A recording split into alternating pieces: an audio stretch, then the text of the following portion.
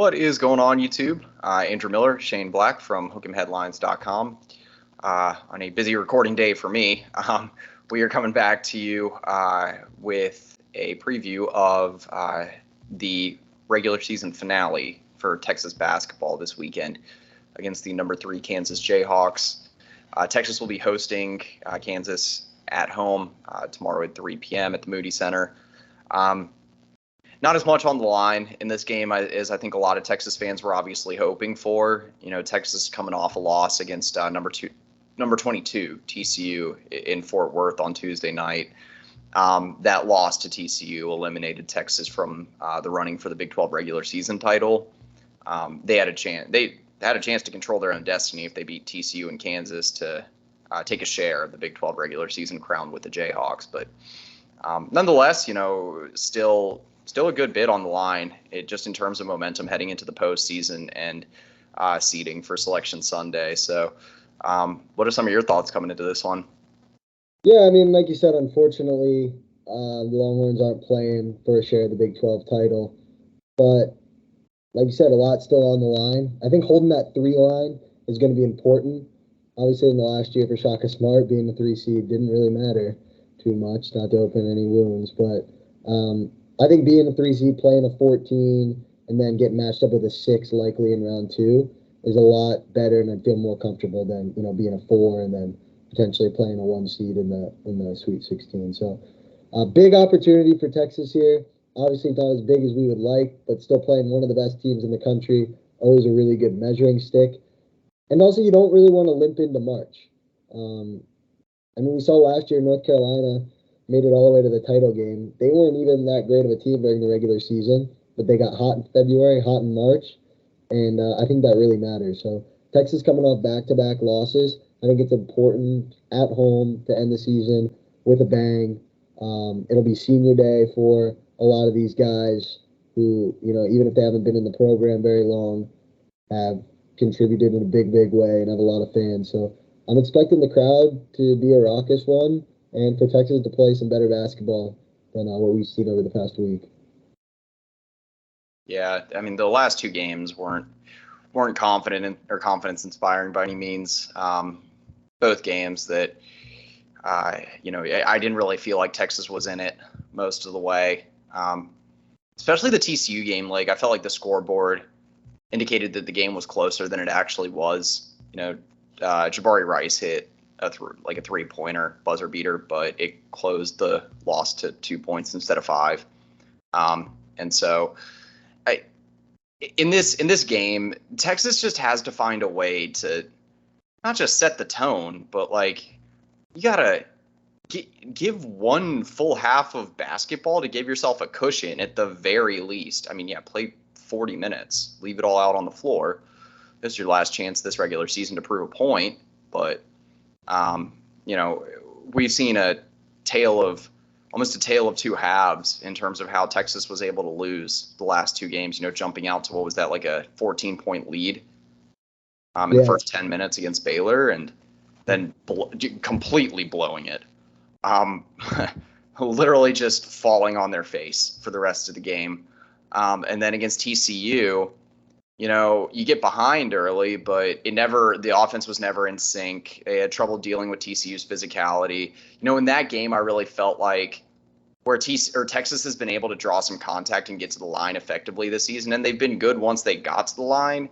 The refs were letting a lot of stuff go for both sides. I'm not saying that they were one-sided, but that's usually going to benefit the team that's more physically effective and that has more length, and that just happened to be TCU. Jamie Dixon also knows how to play that style of basketball. He likes those lengthier, more athletic guys. In this one, I mean, you know what? Let's just go ahead and dive into the preview, because I've got a few thoughts that I want to get out, and I'm going to forget about if I don't. There's one big thing that I want to see from Texas in this game that has been bugging me this season. And I want to see Texas play a complete defensive game. I don't want to see them come out and try to shut off like Kansas's best player or 2 best players again. They tried to shut off Jalen Wilson, and for a little bit, we're trying to shut off Grady Dick in the first game. while they were effective against Jalen Wilson, Kansas's bench had, I think it was its second most productive game of Big 12 play.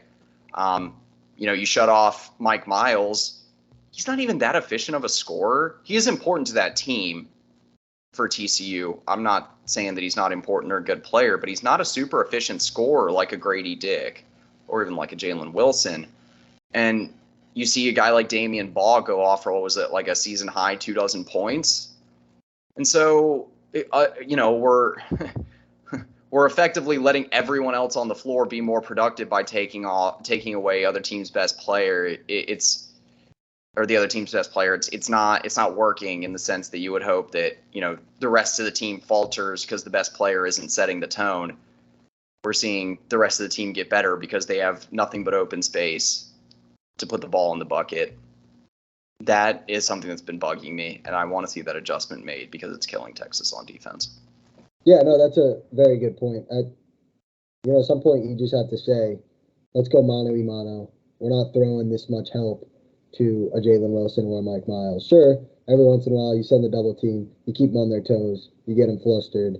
But like you said, when Joseph Yesufu is scoring 14 points against you, which he did in the first meeting between these two teams, you have a problem. Kansas's bench has been their issue throughout the season.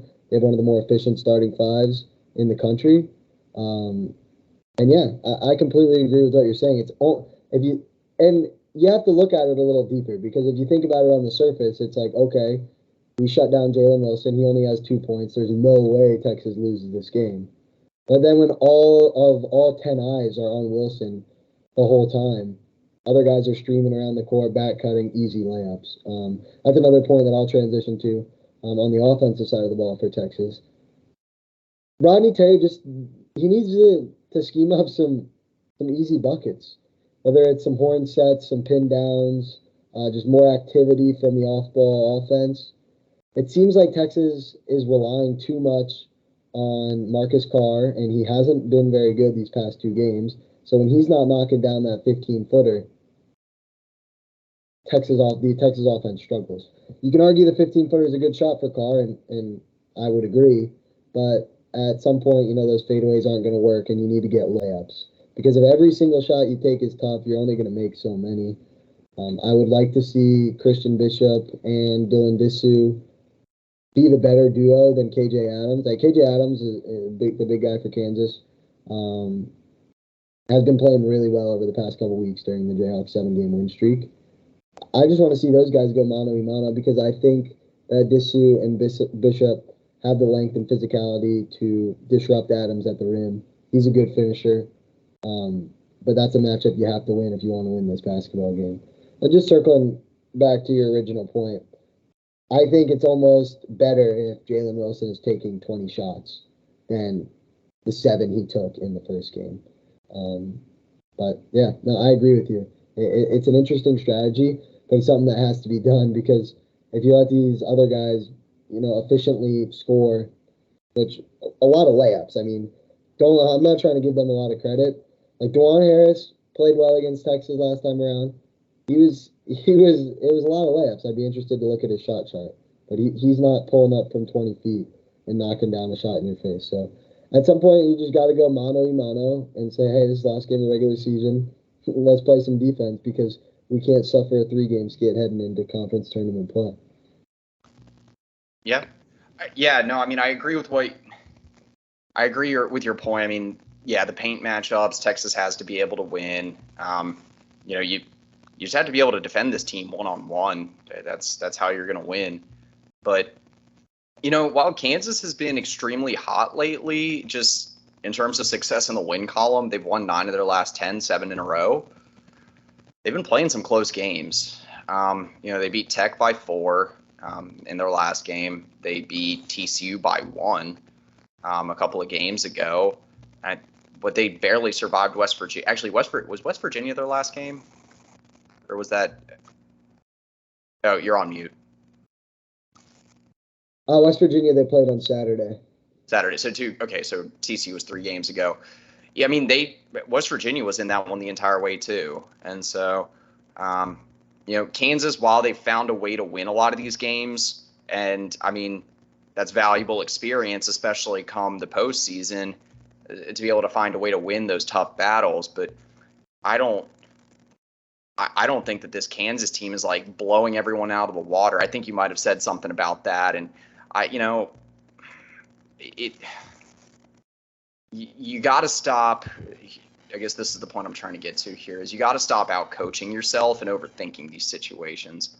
Like, there's a lot of stats that I've seen the last few losses for Texas that really, really have blown me away in a bad sense, where I found something the other day I tweeted it out after the loss on Tuesday to TCU, that Texas was the first major conference team this season to turn the ball over no more than 11 times, while their opponent turned it over at least 22 and lose.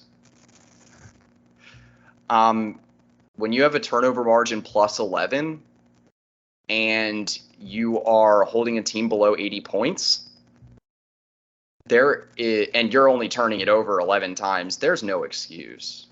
Like, the defense was problematic at times. If there was a game where you were going to hold TCU to under 60, that was probably the game to do it. The fact that TCU still scored 75 points while turning the ball over 22 times is pretty incredible. But Texas, you gotta stop out coaching yourself. You gotta stop focusing on these little fine points of the game, where it's like, okay, we're gonna try to turn the ball over a ton, and we're not gonna turn. Like, it's great to turn a team over, but it's like Texas is spending so much time focusing on these little minute issues of making sure their two-man game is so on point, and that the defense is solely disruptive on the perimeter, that they're not sticking to their man off ball, and they're not effectively covering the paint, providing help down the lane. Just a few issues that I've seen in the last few games. And a lot of times you get into this, you can look at this in a football analogy too, if you want, where like if you just are focused on not turning the ball over on offense, you start getting a little too conservative, and the offense isn't moving the ball freely anymore. So, and I think we've seen a lot of that, where it's like the ball's just not moving around the perimeter or not moving inside and out the way that it's supposed to in a very purpose-driven offense that Terry coaches up. Yeah, and I think you saw that against Baylor too. I mean, without that 18-4 start, Texas loses that game by 30. Without Dylan Disu having one of the best games, probably the best game of his career as a Longhorn, and really shooting it well from the outside, Texas loses by 30. So it's interesting that it hasn't been pretty, to say the least. And I mentioned it briefly earlier, but college basketball is a game of momentum, and heading into March, you want to have the momentum. Losing 2 in a row, and if you make it 3 against Kansas, then there's a lot of pressure to try to win a game in Kansas City. Not for seeding as much, but just to get a win on the board. You don't want to go into the dance with your last win on February 21st, and that's what it is right now if Texas doesn't get a win in one of their next 2 games. So that's something to note.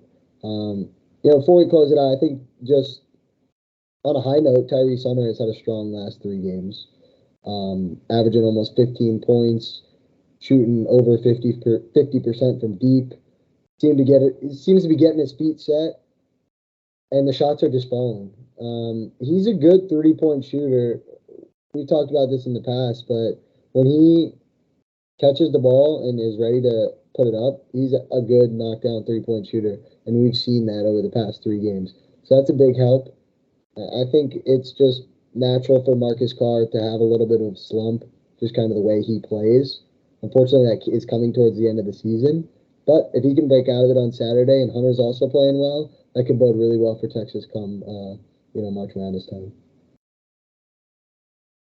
Yeah, I think the good news is for both Hunter and Carr is that, for one, Hunter's heating up at the right time. I'm glad you mentioned that, because that's something I was going to get into. And you mentioned Dylan Disu. That was another thing. But yeah, we need Tyrese Hunter to be a secondary source of scoring, or primary. If Carr's cold, sure, let Tyrese Hunter get off 12, 15 shots if he's knocking them down at a 50% clip. especially from deep. Yeah, I'm fine with that. I think that, yes, while it's good that Hunter is heating up, and I think that, while we saw Carr a little bit shaky down the stretch last regular season, he was solid in the tournament. And, he's someone that he's too experienced to have like more than a couple of games in a row where he's going cold. He'll adjust. He'll find his way. Let's remember what Marcus Carr did in the second half against Kansas the last time these two teams met. That was probably his best half of the season. He went from turning the ball over 4 times and shooting like 15% from the field to shooting the ball like 75% from the field and 0 turnovers in the second half. Something in the ballpark of 24 points in the second half when these two teams met last month. Okay.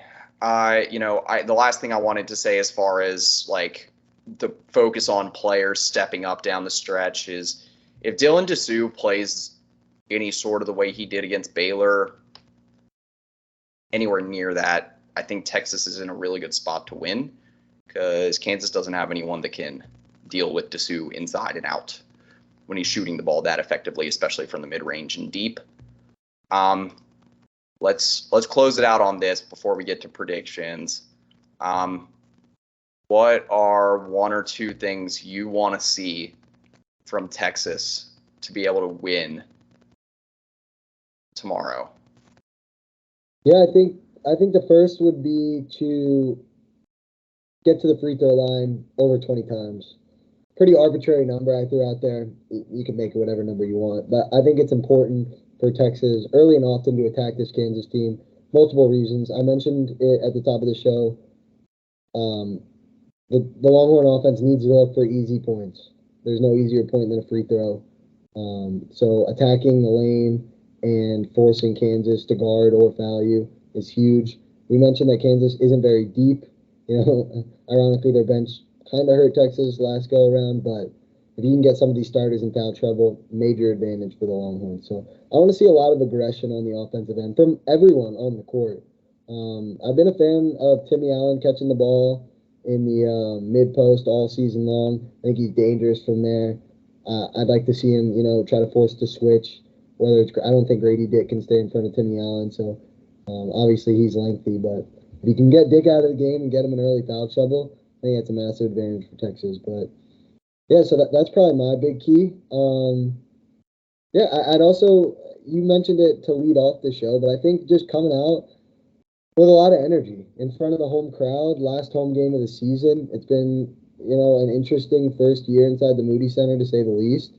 But Texas has only dropped 2 games on their home floor.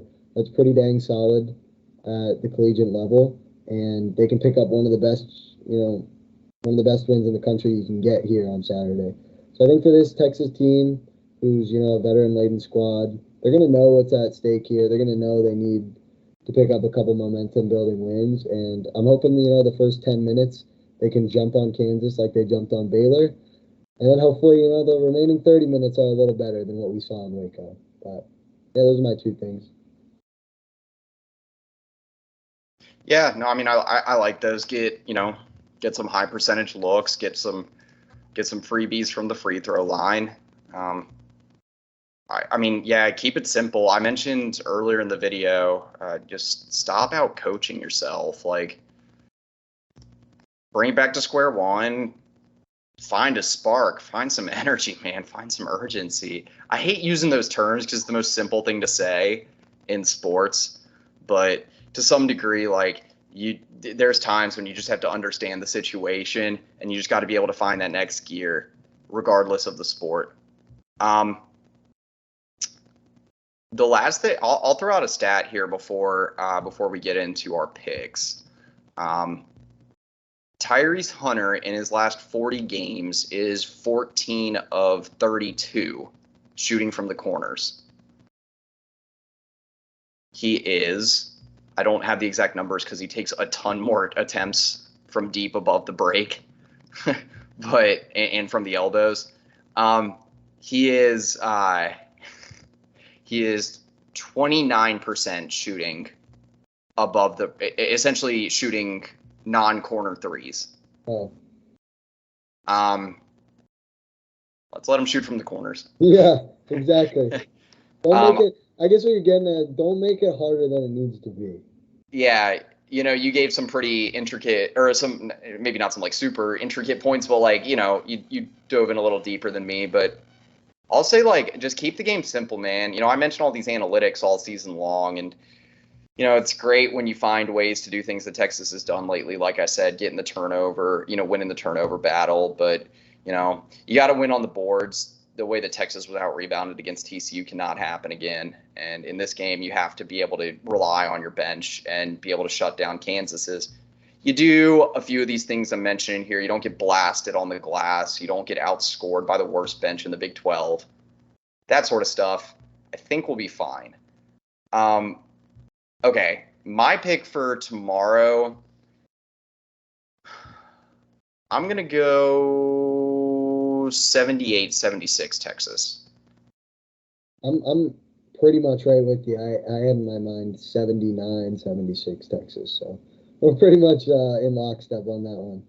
Okay. Yeah, I mean, right now the spread is set at 3 points for Caesar Sportsbook and FanDuel. So, yeah, and I think we were talking off air. Ken Palm has it as a 58% chance to win. I think it was 76-74. So, yeah. Texas has won two in a row and 3 of the last 4 in Austin against Kansas 2 years ago. That win came in overtime. So, obviously, more success against Kansas at home. Let's hope on Saturday that winning streak is extended to 3. I don't have anything else for the game tomorrow. Do you? No, I'll just close it out by saying I like your point about kind of just playing free. I think Texas has to realize, and Rodney Terry has to realize, maybe he feels the heat about the potential offseason, what's going to happen if he's retained. But this Texas team is athletic, they're skilled, and they're experienced. You can't beat that in college basketball. Just let them go play. Don't make the game hard. And let's pick up a great win to end the season.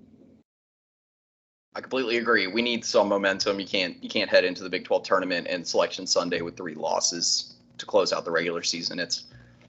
That is a recipe for an early postseason exit. You don't need to be the hottest team in the world. You don't have to be coming in with a 15-game winning streak heading into the postseason. That's great, but you really just have to have momentum at the right time.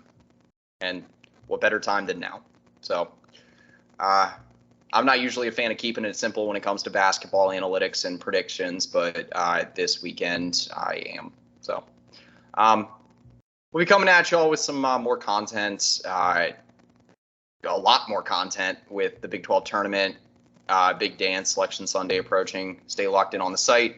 I'll link up some articles in the description below. I got bold predictions coming out, as well as just the odds and preview pieces. So stick with us. But for Shane Black, Andrew Miller, Hook'emHeadlines.com, that's pretty much it. Welcome.